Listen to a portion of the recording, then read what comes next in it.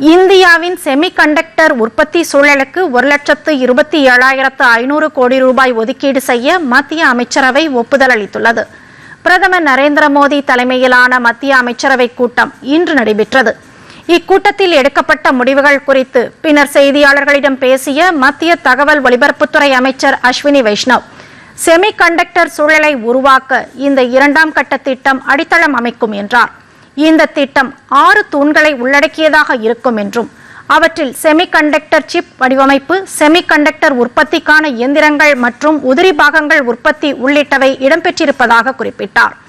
62,500 கோடி ரூபாய் மதிப்பில் செல்போன் உற்பத்தி திட்டத்தை செயல்படுத்த மத்திய அமைச்சரவை ஒப்புதல் அளித்திருப்பதாகவும் அடுத்த 5 ஆண்டுகளுக்கு இந்த திட்டம் செயல்படுத்தப்பட உள்ளதாகவும் கூறினார்.